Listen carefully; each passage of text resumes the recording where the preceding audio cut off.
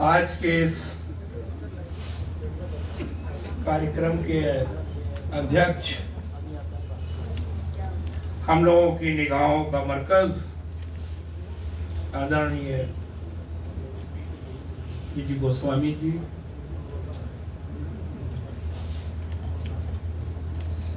आदरणीय महेश चंद्र द्विवेदी जी, आदरणीय प्रोफेसर उषा सिन्हा जी, आज के इस कार्यक्रम में कानपुर से पधारे साहित्य भूषण हरिलाल जी, हरिलाल मिलन जी।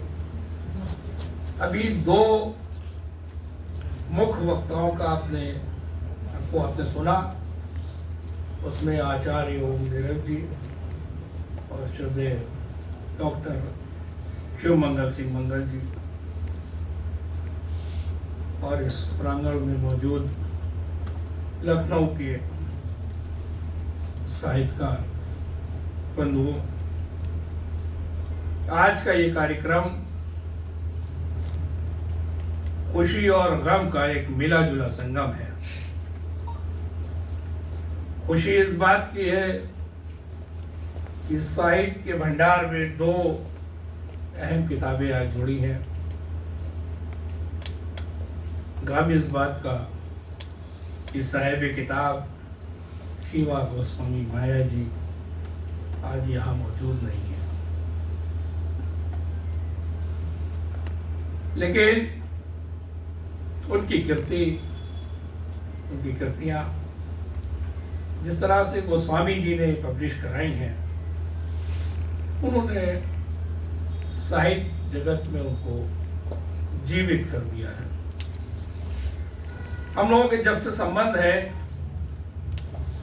श्रद्धेय गोस्वामी जी से, वो बहुत दिन हो गए, और हर बार मुझे ऐसा लगता है कि लखनऊ में जो साहित्य की महफिलें सजती हैं, उसमें अध्यक्षता के लिए खूबसूरत नाम कोई है तो पीजी गोस्वामी जी का है। इसलिए मैं कभी कभी कहता हूं कि मेरी निगाहे खास का ये इंतखाब है, मेरी निगाहे खास का ये इंतखाब है, और सानी नहीं है इनका कोई, ये लाजवाब है। जब किसी घर में साहित्यिक वातावरण हो तो उसमें विधि का चाहे जितना बड़ा ज्ञाता हो, वो भी साहित्य में ही डूब जाता है। जितनी तेजी से इधर किताबें पीजी गोस्वामी जी की आई हैं, और उसके बाद फिर ये शिवा गोस्वामी माया जी की पुस्तकें, ये साहित्य से प्रेम और लगाव है पीजी गोस्वामी जी का, जो हमें अक्सर देखने को मिलता है। इस कार्यक्रम में आज जो स्मृति सम्मान दिए गए हैं, वो लखनऊ के बहुत ही चर्चित और महत्वपूर्ण जो साहित्य में पूरी तरह विलीन है उनको दिए गए हैं, जिसमें एक बड़ा नाम हमारी बड़ी बहन प्रोफेसर उषा सिन्हा साहिबा का है। इसमें हमारी भाभी निर्जर द्विवेदी जी का इसमें नाम है। इसमें लखनऊ की बहुत ही खास साहित्य का कोई भी अगर सा भी जानता होगा तो वो अमिता दुबे से जो है वो ऐसा कह ही नहीं सकता कि वो उनसे परिचित ना हो। इसमें डॉक्टर अमिता दुबे जी का नाम है, इसमें सुषमा सौम्या जी का नाम है। मैं बहुत दिनों से, जब से डॉक्टर रंगनाथ मिश्रा सत्र से जुड़ा हूँ, तब तक मैंने डॉक्टर सौम्या जी को उनके ही इर्द गिर्द पाया, और साहित्य का कोई कार्यक्रम मैंने उनके बिना मैंने नहीं देखा सत्य जी का, वो इसमें शामिल है। इसमें विजय कुमारी मौर्य जी हैं, इनका साहित्य में मुझे एक वो बड़ी आसानी है आजकल फेसबुक में, कि फेसबुक जो है वो सबको जोड़े रखता है। नई नई पंक्तियां मुझे रोज इनकी सुनने को देखने को मिलती हैं। इसमें भी आपने कुसुमलता गोस्वामी जी को का लेखक को आप सब जानते हैं कि साहित्य के क्षेत्र में उनका बड़ा काम है। इसमें सुश्री किरण लता जी को भी आज सम्मान किया गया है। और इसमें मैं ये देख रहा हूँ कि इसमें ये कैसे गलती हो गई कि मंजू सक्सेना जी आज जिन्होंने इतने अच्छे भजन यहाँ प्रस्तुत किए, वो उर्दू की शायरा है। मैं उनको गजल की बेहतरीन शायरा मानता हूँ, लेकिन आज उन्होंने जो भजन प्रस्तुत किए हैं और भजन में जो शब्द उन्होंने प्रयोग किए हैं, यानी जो शब्दावली प्रयोग की है, उसका जो उच्चारण मैंने उनके यहाँ देखा। किसी भी भाषा की खूबसूरती जो है वो उसका उच्चारण है।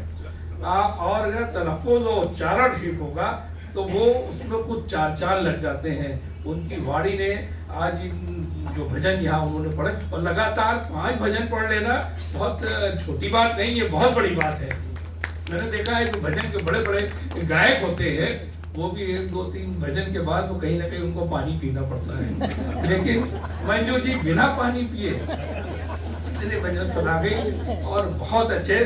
तो इन भजनों को सुनने के बाद और मुख वक्ता को सुनने के बाद मुझे ऐसा लगता है कि ये पुस्तक जो है वो शब्दों का, भाषा का एक गुलदस्ता है, यानी जिसमें हिंदी है, जिसमें अवधी है, जिसमें ब्रज है, जिसमें अंग्रेजी है, अब इतनी उर्दू है।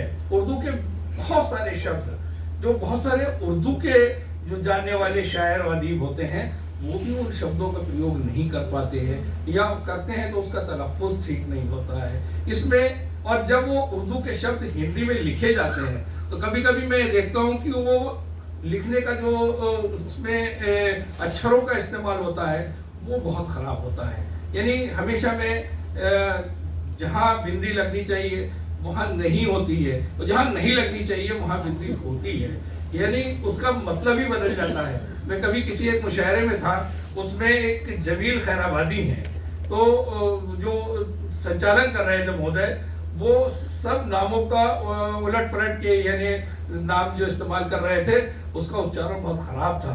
तो वो मेरे बराबर बैठे थे, वो मुझसे बहुत घबरा रहे थे। वो कहने लगे कि अभी जब मुझे पुकारा जाएगा जलील खैराबादी को तो ये कहेगा जलील खैराबादी जो है वो। मैंने उनसे कहा आप परेशान ना होइए, क्योंकि मैं इस मामले में बहुत अनुभव रखता हूँ।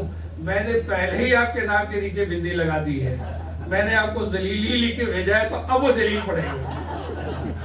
तो अक्सर ये त्रुटियां होती हैं, लेकिन इस किताब में मुझे वो त्रुटि देखने को नहीं मिली, इसलिए मैंने इस बात का जिक्र किया कि जो भाषा जैसे कही जाए वैसे लिखी जाए और वैसे ही पढ़ी जाए तो उसकी खूबसूरती जो है वो अपने आप में बढ़ जाती है।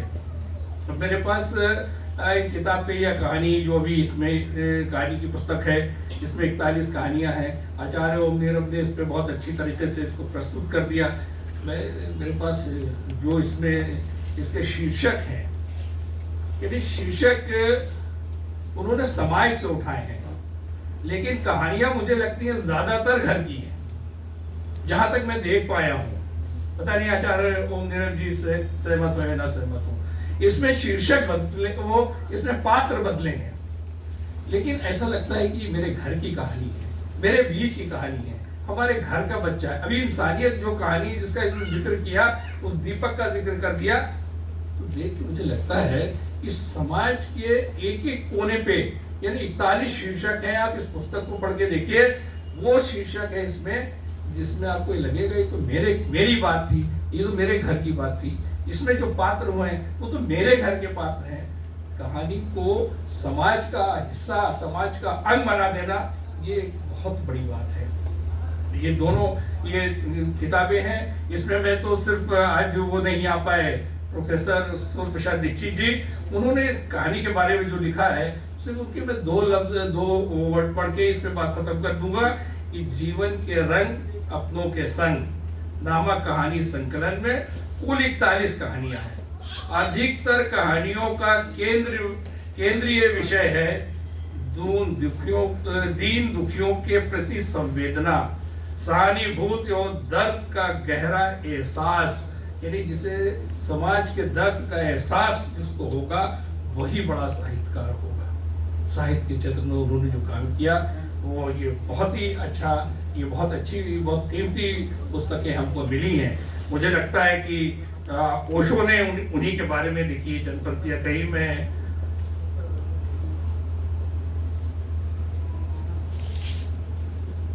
ओशो लिखते हैं कि मन अनादि काल से अशांत है। मन अनादि काल से अशांत है, क्यों? इसको कुछ चाहिए है। उसी एक चीज की प्राप्ति के लिए प्रतिक्षण मन कुछ न कुछ करता चला आ रहा है, एवं उस चीज को पाने के लिए हमारे पास 5 ज्ञानेंद्रियां और मन बुद्धि है और एक आत्मा है। आत्मा को ये सब ज्ञानेंद्रियां मन की सहायता से संसार में इंद्रियों को, विषयों को ग्रहण करके आत्मा के पास ले जाती हैं, परंतु आत्मा कहती है कि नहीं नहीं, ये सब मुझे नहीं चाहिए है। जब मेरा विषय तुम मुझे लाकर दोगे, तब मैं कह दूंगी कि बस अब और कुछ लाने की जरूरत नहीं है, मुझे मेरा सम्मान मिल गया। तो जो ये कृतियां हैं उसने उनको जो साहित्यिक सम्मान साहित्यिक क्षेत्र में दिलाएंगी, उसका श्रेय जो है वो आदरणीय गोस्वामी जी को जाता है। उन्होंने आज ये मैं तो सिर्फ इतना कह सकता हूँ कि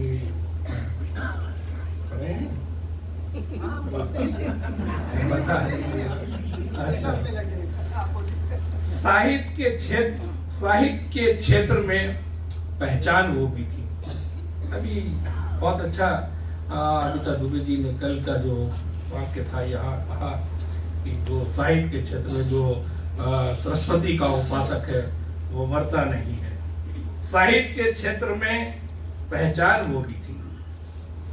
हिंदी अदब की दिल से निगहबान वो भी थी। साहित्य के क्षेत्र में पहचान वो भी थी। हिंदी अदब की दिल से निगहबान वो भी थी। परिवार और रिश्तेदारों के आंसू निचोड़ के, परिवार और रिश्तेदारों के आंसू निचोड़ के वो भी चली गई भरी महफिल को छोड़ के। वो भी चली गई भरी महफिल को छोड़ के, और रहता है उसका नाम गुजरने के बाद भी, रहता है उसका नाम गुजरने के बाद भी।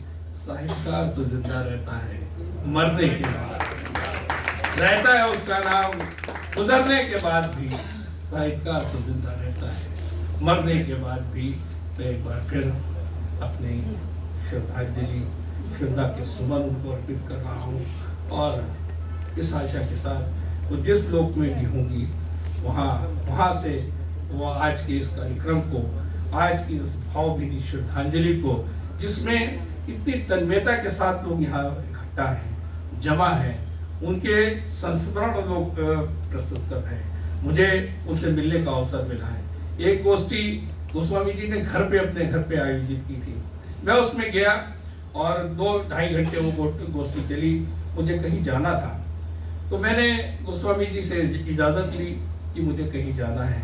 वो तो एकदम सरल स्वभाव के हैं। उन्होंने मुझे कह दिया अच्छा ठीक है आप जाइए।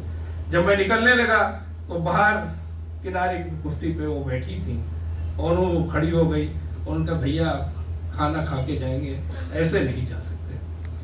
क्या मैं तो उनको शब्दों में बयान भी नहीं कर सकता जो अपनापन उन शब्दों में था। और मैं वहीं ठहर गया और मैंने भोजन ग्रहण किया, और करके ही जब मैं निकला तो मैंने उससे कहा कि आपका आदेश को मैंने अध्यादेश माना, और आपने जो कहा मैं करके ही ग्रहण करके जा रहा हूँ।